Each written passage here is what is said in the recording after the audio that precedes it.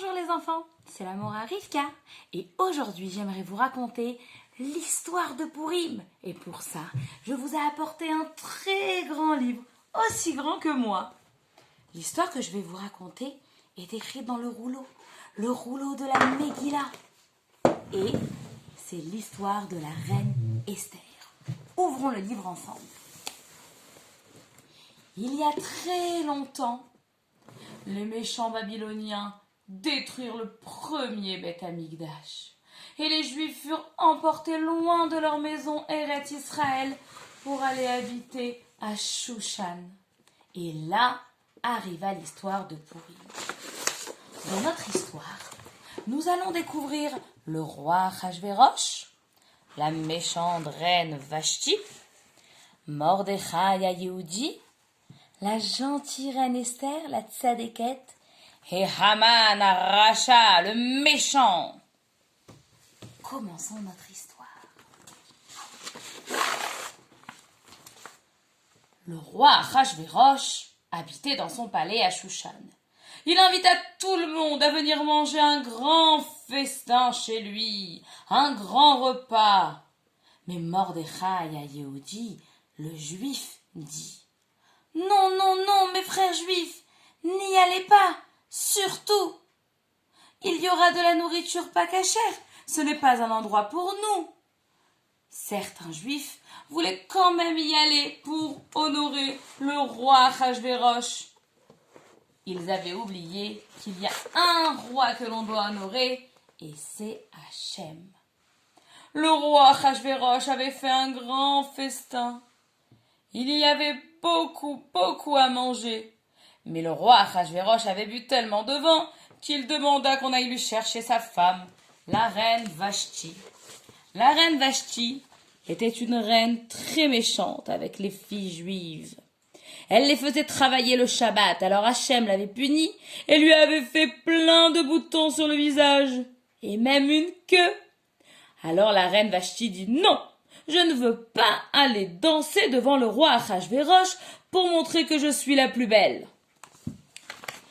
Le roi Achashverosh était très en colère. Quoi? Ma femme Vashti refuse de venir? Qu'on la pende! Le lendemain matin, le roi Achashverosh avait oublié qu'il avait pendu sa femme. Il dit: Allez chercher Vashti. Mais on lui dit: Mais Vashti n'est plus là, vous l'avez pendue. Alors, on appela des femmes de tous les pays du roi Achashverosh, 127 pays, pour aller choisir la plus belle de toutes les femmes et être la nouvelle reine, la nouvelle femme d'Achashverosh.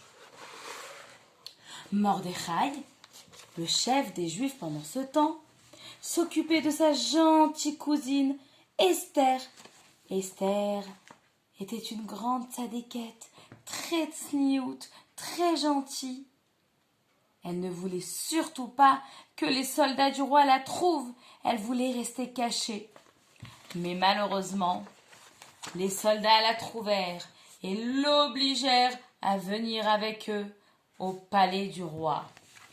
Là, alors que toutes les filles se préparaient pour être les plus belles devant le roi Achashverosh, en se maquillant, en se coiffant, en demandant des belles robes, Esther choisit de ne rien faire, de rester comme elle était, parce qu'elle voulait rester juive.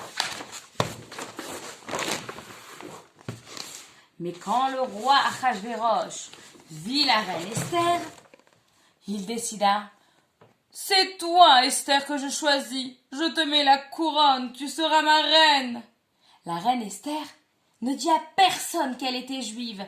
Mordechai lui avait demandé de garder tout cela secret.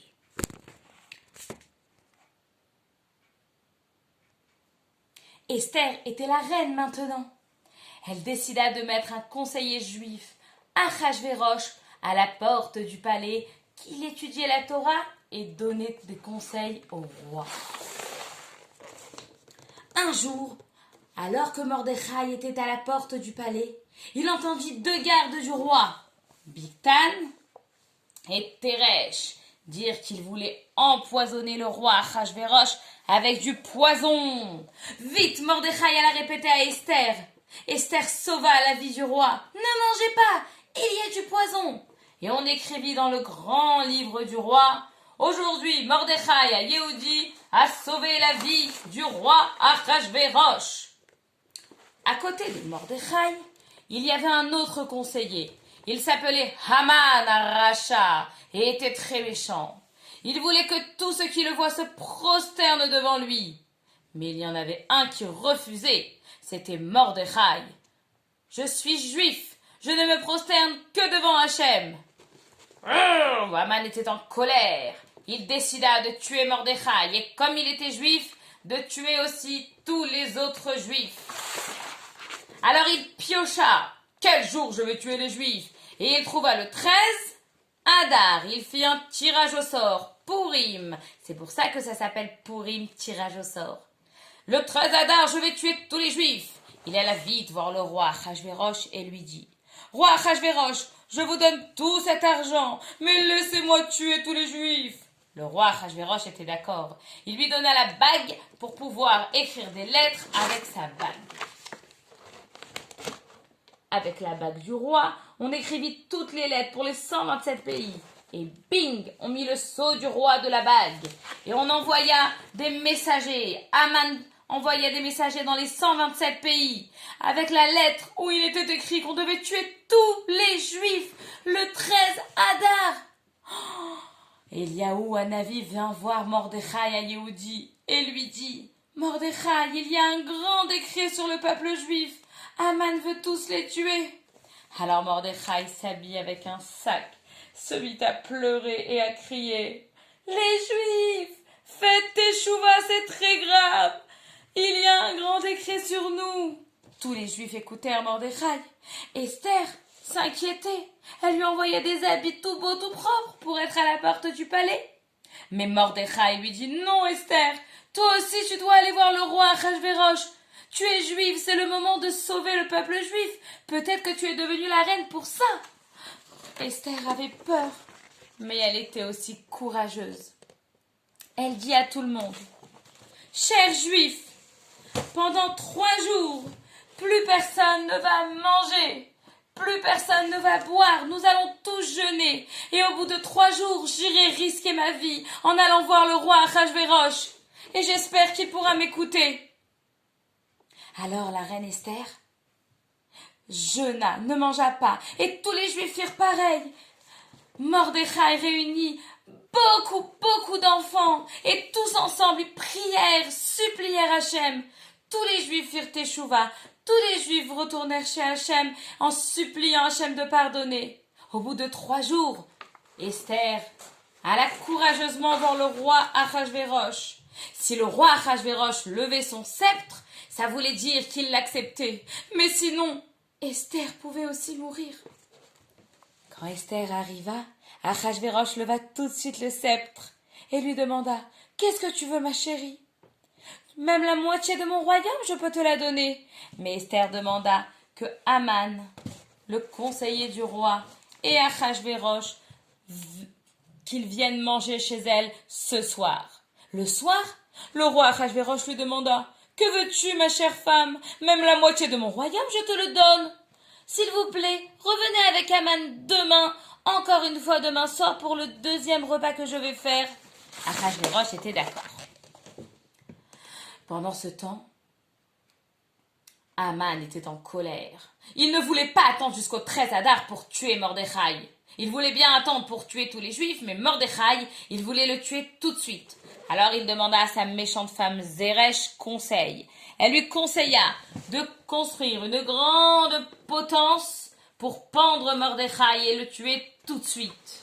Haman écouta et alla au milieu de la nuit la construire au palais du roi. Pendant ce temps, le roi Achashvérosh n'arrivait pas à s'endormir. Alors il demanda qu'on lui lise le grand livre de la vie de son royaume. Et qu'est-ce qui a été écrit? Que Mordechai a sauvé la vie du roi. Mordechai m'a sauvé la vie, mais je ne l'ai pas récompensé. À ce moment, Haman arriva dans le palais. Le roi Achashvérosh lui demanda « Haman, mon conseiller, qu'est-ce que tu penses qu'il faut faire à un homme que le roi veut récompenser? Aman pensa. Ce doit être moi. Eh bien, il faut lui mettre les habits du roi, la couronne du roi, sur le cheval du roi, et qu'un conseiller crie. Ainsi fait-on à l'homme que le roi veut honorer. Le roi Achashvérosh dit très bien, tu feras tout ça à Mordechai le juif. Mordechai, oh non, non, non, c'est mon ennemi. Dépêche-toi, Aman. C'est moi le roi, tu dois faire tout ce que je t'ordonne. Alors Aman alla, il n'avait pas le choix.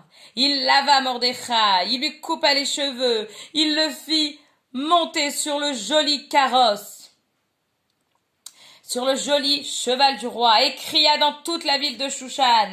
Ainsi fait-on à l'homme que le roi veut honorer. Et partout les Juifs étaient heureux et contents de voir que c'était leur chef, Mordechai, et pas Aman sur le cheval. Hacham avait écouté leur tfila. La fille de Haman ne savait pas que c'était Haman. Elle lui renversa une poubelle sur la tête. Il sentait mauvais. Et le soir, Haman dut aller au palais du roi. Il était invité au repas de la reine. Le roi Achashvérosh demanda encore une fois. « Ma reine, qu'est-ce que tu veux, ma chérie ?» Esther, la reine, lui dit. « Quelqu'un veut tuer notre peuple. C'est Haman !»« Haman !» dit le roi. « Puisque c'est comme ça, c'est toi qu'on va tuer, Haman. »« Je suis juive, a dit la reine Esther. Il veut tuer tout le peuple juif. » Alors Haman fut pris par les gardes du roi, et on le mit à pendre sur la potence qu'il avait construite pour Mordechai. Vite, Mordechai devait travailler. Il envoya des nouvelles lettres pour dire qu'il ne fallait pas tuer les Juifs et qu'il fallait les aider à se défendre le 13 Adar. Et le 13 Adar, les Juifs se battirent avec les méchants qui voulaient encore se battre avec eux. Et on a tué aussi les fils de Haman le méchant. Et bientôt tous les Juifs étaient libres, tous leurs ennemis étaient morts, et ils pouvaient faire la fête et danser, chanter. C'est la fête de Pourim. Alors, la gentille reine Esther et Mordechai Ayoudi, le chef des Juifs, ne voulaient pas que nous oublions. Ils prirent une Megillah et ils ont écrit toute l'histoire de Pourim dans cette Megillah. C'est la Megillat Esther que nous lisons le jour de Pourim. Et pour finir, les enfants, nous allons voir ce que nous devons faire. Écoutez la Megillah 2 fois. Donner de la nourriture, des Mishloach Manot 1 fois. Faire un grand repas, mais kasher cette fois-ci. Et donner de la tzedaka à 2 pauvres ou à 2 tzedakot.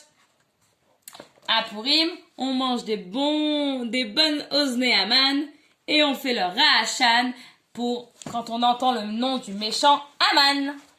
Et enfin les enfants, je vous souhaite un joyeux Pourim.